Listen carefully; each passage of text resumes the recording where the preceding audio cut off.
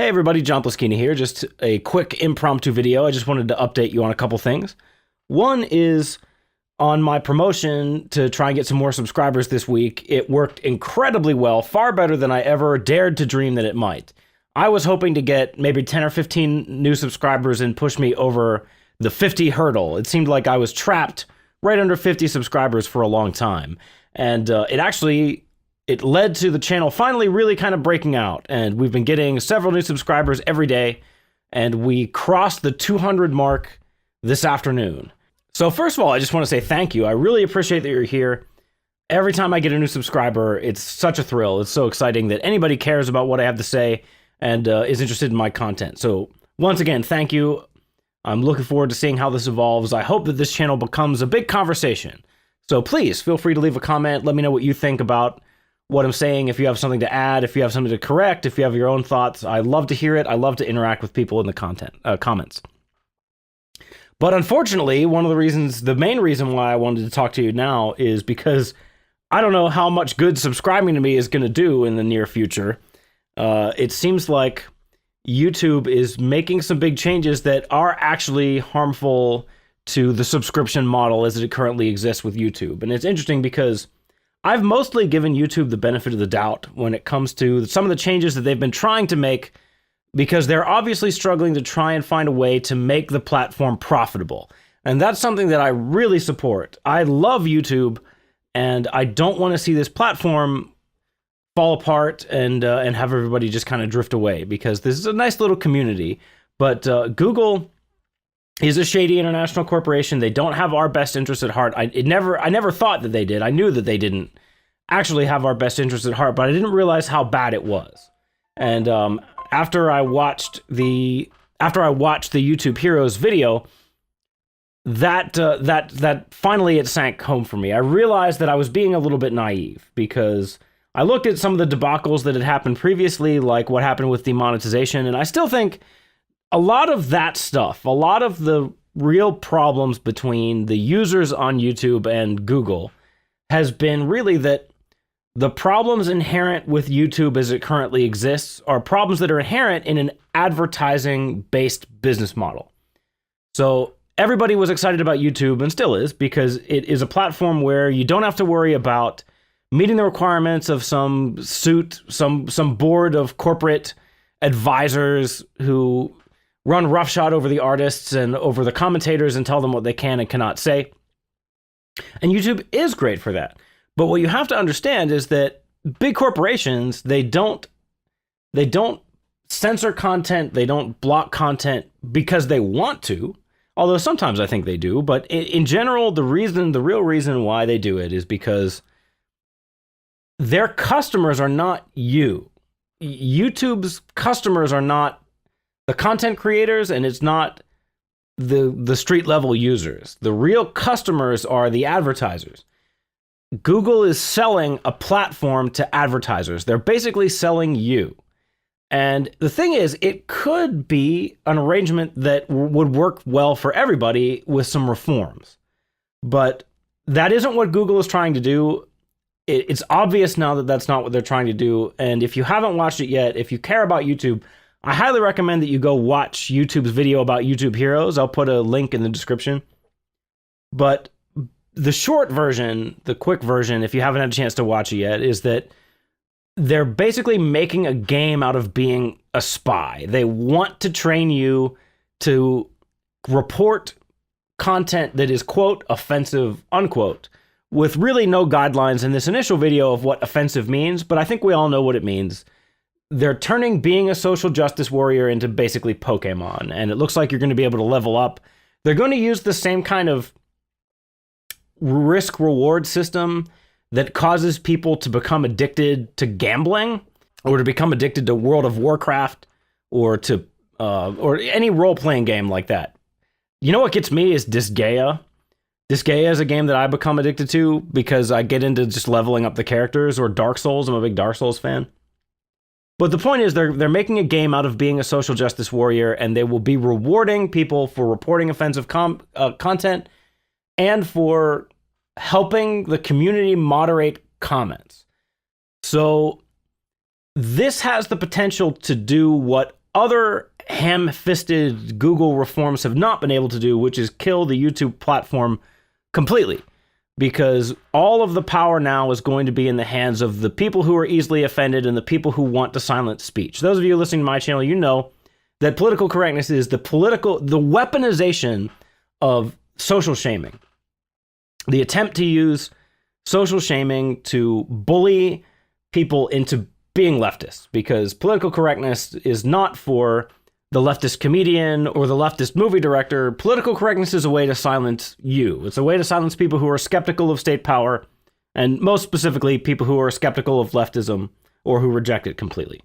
And we know that Google has a vested interest in continuing the status quo because they have a shocking amount of access to the presidency, and that will continue under Hillary Clinton in a way that it almost certainly will not under a President Trump. But that said, I'm not saying that YouTube Heroes is some kind of giant conspiracy theory to get Hillary Clinton elected. I think that Google just doesn't get it. They don't understand what they have with YouTube.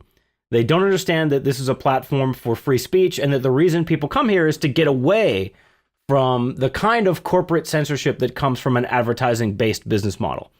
If Google understood what YouTube really was, they would be finding ways for users to support content creators directly and for Google themselves to take a percentage of that. The most obvious one would be if I could pay, let's say, $3 a month or whatever to subscribe to Red Letter Media, and Red Letter Media would get $2.40 and Google would get 60 cents, and everybody would be making a profit, and they could add tools so that paid subscribers can get extra content, and you could build a way for this platform to thrive in such a way that advertising unfriendly content can still be profitable for both Google and for the content creators. But that isn't what they're interested in doing. They want to shame people who have things to say that are outside the mainstream. They're not interested in a dialogue. They are trying to build a social media platform that meets their expectations of civility and their expectations of what acceptable, polite discourse and opinions are. And that's not acceptable. The platform will not survive under those circumstances. And so the reason why I'm making this video primarily is to tell you that you can't put all your eggs in one social media basket anymore. This crop of giant, successful social media companies like Facebook and Twitter and YouTube, they have been revealed to be fully under the control of these giant corporations that own them. Those corporations are not interested in providing a platform for free speech, which is fine, but we need to start preparing to vote with our wallets and to not be subject to things like this anymore. This really has the potential to turn YouTube into an unusable platform. And so all of us, both the content creators and the users who aren't creating content, we all need to start diversifying. And so what I would recommend, and I'm starting to do this myself, is to make sure that you go and follow all your favorite YouTubers and other social media platforms. Make sure you follow them on Twitter. Make sure you're following them on Facebook. Whatever, wherever they are, go connect with them. And the reason is because it seems to me like we may be getting to a point in the very near future where they're going to just start flat out banning accounts or making it impossible for people to make money. And if we're all dependent on YouTube to stay in touch with one another, then we're going to lose each other. And that would be incredibly destructive. That would be very unfortunate. It's wonderful that we can connect with each other like this. So to that end, I'm branching out. I typically have been focusing on YouTube and not really putting much content out there on my other social media sites, and I'm not going to be doing that anymore. From now on, you'll be finding content of mine on Facebook, on Instagram, all those places. And the reason is just because it'll be spread out. It's just because there's multiple ways to find me, but also if something happens on YouTube or something happens on Facebook and we're separated, then you have other ways of getting in touch with me if you still want to follow my content and see what my ideas are.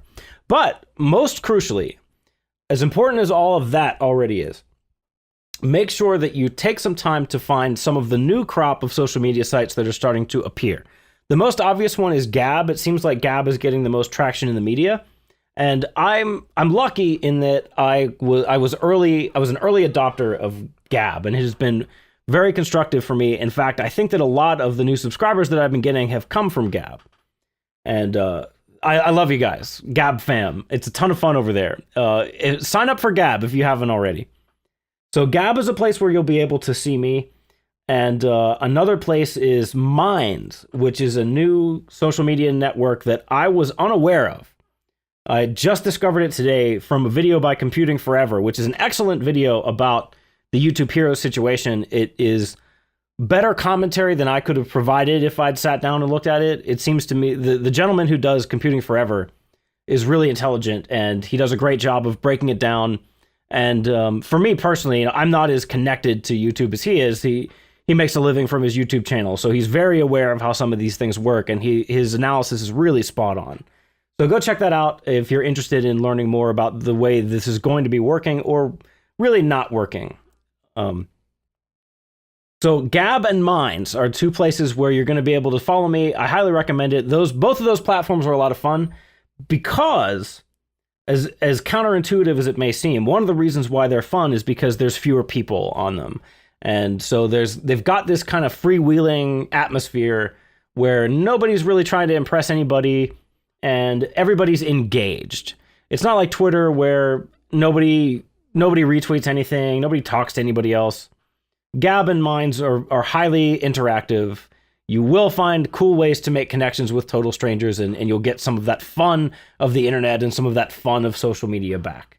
So look for me in those places. I always go, if you search for John Pluskina, you're going to find me. Or if you can't spell my last name, you can search for 12 String Samurai. That is usually my name on things like that. It's also my name on Reddit. So let's all stay in touch with each other. Let's all make sure that we don't put all our eggs in one basket. Don't rely on one social media platform, even if you don't like the others. Make sure that you have a presence in all of these platforms, because the time is going to come soon, I think, where we're going to start losing touch with each other if we don't.